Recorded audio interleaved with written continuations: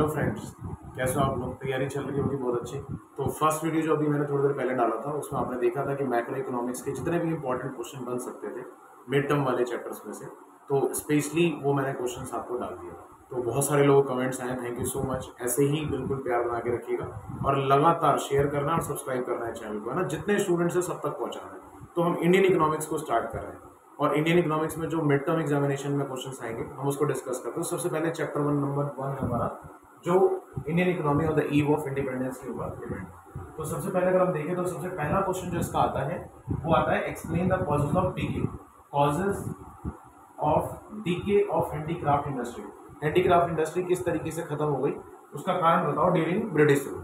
तो आपको पता है कि आपको मशीन मेड गुड्स के साथ कंपटीशन था, है ना।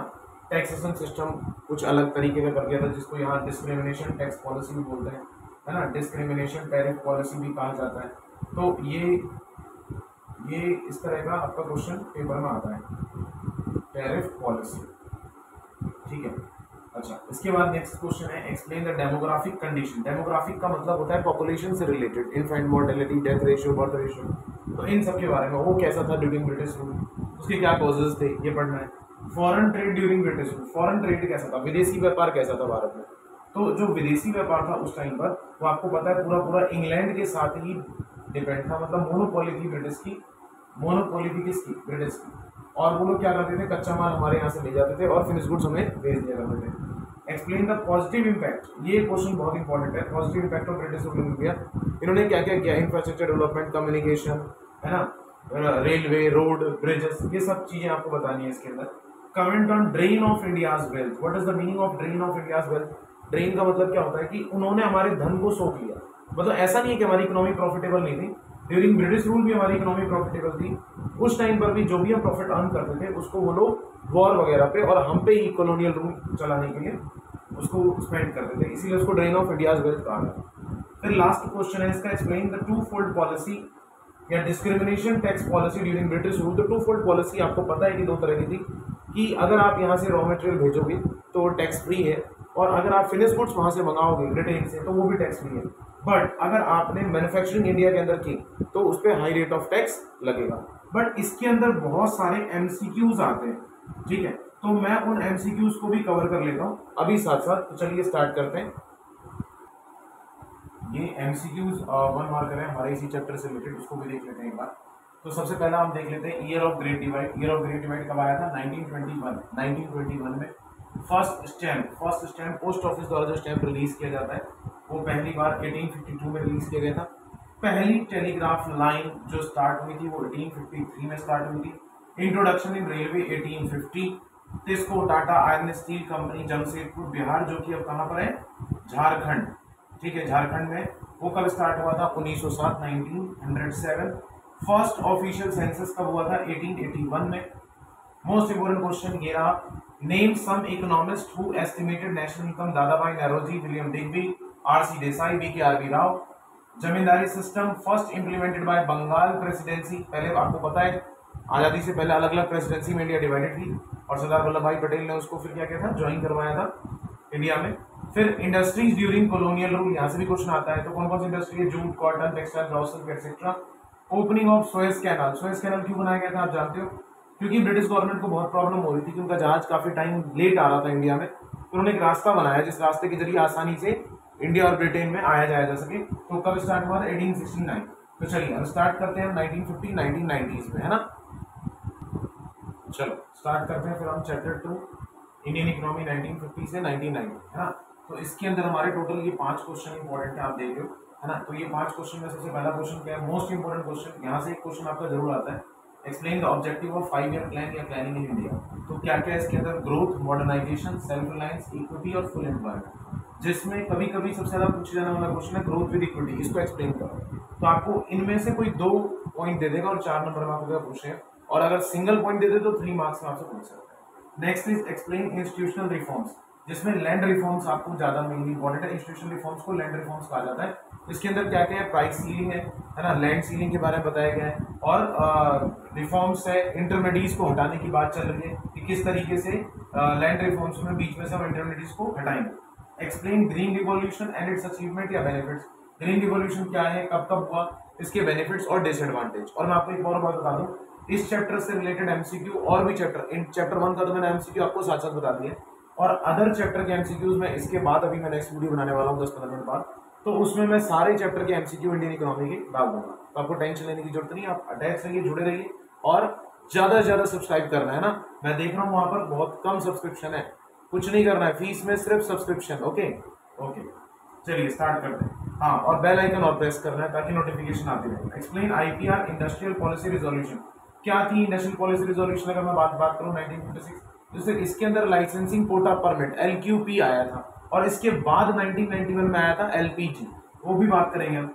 Explain import substitution. What is import substitution? बहुत पहले, जैसे लाइक अभी अगर हम बात करें तो अभी बोल रहे हैं ना कि हम एक्सपोर्टिंग कंट्री बनाएंगे इंडिया को रेदर देन इंपोर्टिंग, तो ये बहुत पहले स्टार्ट हो गया था 1956 के आसपास ही। इनवर्ड लुकिंग ट्रेड स्ट्रेटजी, जिसके अंदर हम ज्यादा इंपोर्ट एक्सपोर्ट करने की बात कर रहे थे और लेस इंपोर्ट करने की बात कर रहे थे। तो ये मेन कुछ इंपॉर्टेंट क्वेश्चन है, इसको किए बिना पेपर में नहीं जाना है, इसको जरूर रिवाइज करना है। अब हम आते हैं चैप्टर नंबर 3 पर। Chapter 3 NEP new economic policy 1918 में एलपीजी। तो प्रीवियस चैप्टर जो हमने पढ़ा था एलक्यूपी था, ये एलपीजी। इसके अंदर क्या क्या इंपॉर्टेंट है, तो मेनली मैं आपको बताऊं सक्सेस टू एक्सप्लेन लिबरलाइजेशन, और लिबरलाइजेशन के अंदर जो रिफॉर्म्स किए गए थे वो बहुत ज्यादा इंपॉर्टेंट। और एलपीजी किया इसलिए गया था, न्यू इकोनॉमिक पॉलिसी आया ही इसलिए था ताकि इंडिया की इकोनॉमी को वर्ल्ड की इकोनॉमी से कनेक्ट किया जा सके। तो इसके अंदर जो रिफॉर्म्स हुए थे, industrial reforms, fiscal reforms, financial reforms, foreign exchange reform और ट्रेड इन्वेस्टमेंट रिफॉर्म्स, तो ये सब के सब लिबरलाइजेशन कहा जाता है। और लिबरलाइजेशन को हम, एक और क्वेश्चन आता है लेजिस्लेचर, है ना, तो इसके अंदर आपको ध्यान रखना है कि लिबरलाइजेशन और लेजिस्लेचर एक जैसा होता है या नहीं, तो इसके बारे में भी क्वेश्चन आया होगा। लिबरलाइजेशन का मतलब होता है reduce the barrier, reduce the barrier. तो आपको याद रखना है कि इंडस्ट्रियल सेक्टर रिफॉर्म में कौन कौन सी इंडस्ट्री को गवर्नमेंट ने अपने पास सिक्योर रखा था और बाकी सबको बोला था कि लाइसेंस के बिना भी काम कर सकते हो। टैक्स रिफॉर्म्स किस किस तरह का हुआ था, जिसका आज टैक्स रिफॉर्म्स का एक तरीका जीएसटी भी है, बहुत सारी चीजें तो आपको देखना है। 2 महारत्न कंपनी और मिनीरत्न कंपनी, इसके नाम बताने कौन कौन सी है।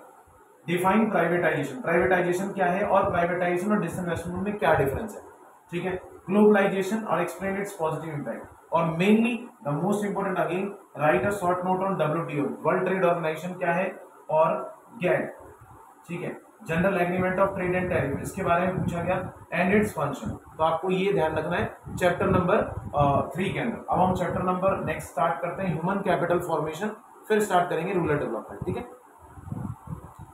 ह्यूमन कैपिटल फॉर्मेशन नेक्स्ट हमारा इंपॉर्टेंट चैप्टर है। इसके अंदर मेनली क्वेश्चन क्या है, ये रिसेंट क्वेश्चन बना है, right short note on national education policy 2022, इसके बारे में जरूर पढ़ के जाना क्योंकि एनईपी के बारे में पूछ सकता है पेपर में, नेक्स्ट ईयर से इंप्लीमेंट होने वाला है। Define human capital formation, explain the sources, most important question है, explain the sources of human capital formation या factor contribute to human capital formation, ये दोनों बातें एक ही है। कौन कौन से फैक्टर हैं जिनकी वजह से ह्यूमन कैपिटल फॉर्मेशन होता है इंडिया में, difference between human capital formation and human development, इन दोनों में क्या डिफरेंस है, ठीक है। अच्छा, मैं आपको बार बार एक रिक्वेस्ट कर रहा हूँ कि जो भी आपको डाउट्स पूछने हैं आप इंडिविजुअली पूछ सकते हैं, most of the groups create हो चुके हैं, है ना, और आप चाहें तो कमेंट में भी पूछ सकते हैं, ठीक है।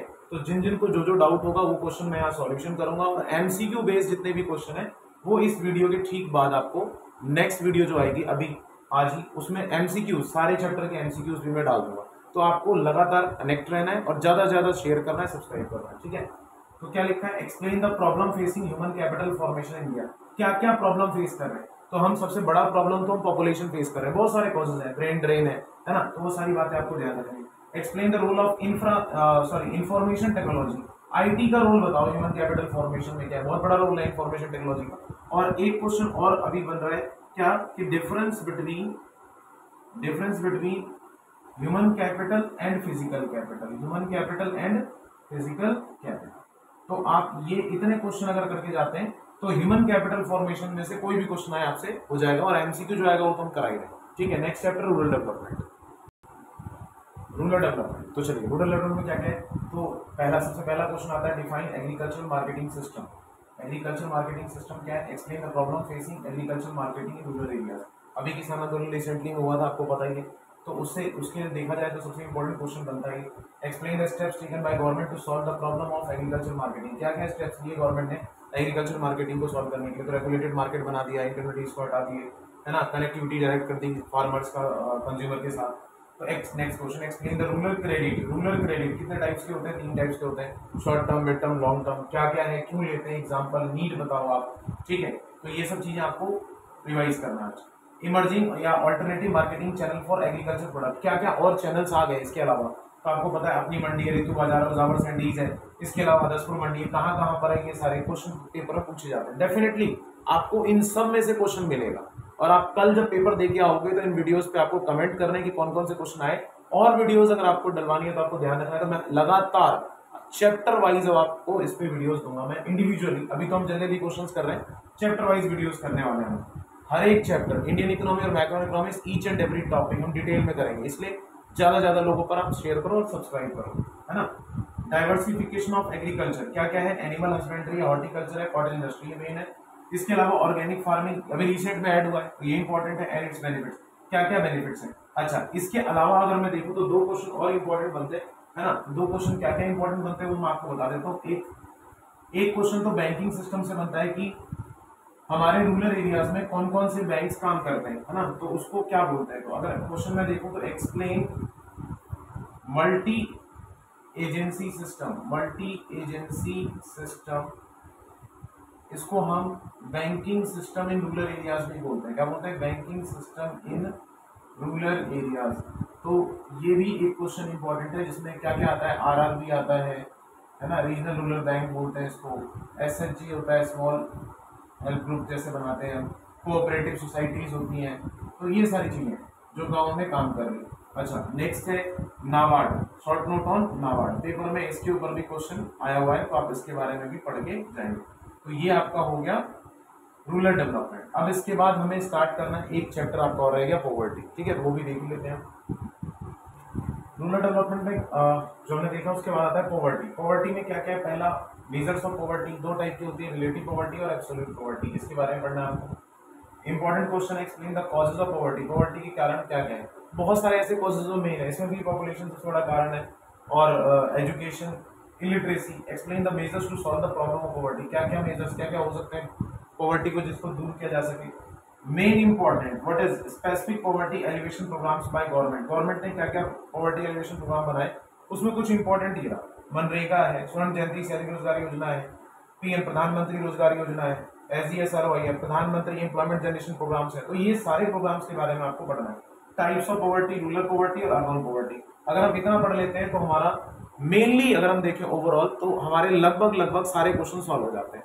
अब मेन आपका इंपॉर्टेंट टॉपिक क्या है कि एमसीक्यूज कैसे करेंगे। तो जैसे ही हमारी ये वीडियो खत्म होगी उसके बाद में तुरंत आप जुड़े रहिएगा और इसको ज्यादा से ज्यादा बच्चों तक शेयर कीजिए, सब्सक्राइब कीजिए, ताकि वो बच्चे भी एमसीक्यूज वगैरह कर सके। और वीडियोस अभी तो हमने क्वेश्चन वाइज वीडियो डाली है, अब इसके बाद से रेगुलर हम इकोनॉमिक्स, अकाउंटेंसी और बिजनेस स्टडीज पर आपको कंटिन्यूअसली चैप्टर वाइज और टॉपिक वाइज वीडियो में डालने वाला हूँ। जो भी क्वेरी होगी वो कमेंट में आप लिखेंगे, कमेंट में डालेंगे। ग्रुप्स आपके बनाए हुए, कई स्कूल वाइज ग्रुप बनवा दिए, उस ग्रुप में आप शेयर करोगे। Thank you so much, as usual, all the best for your exam. Thank you so much.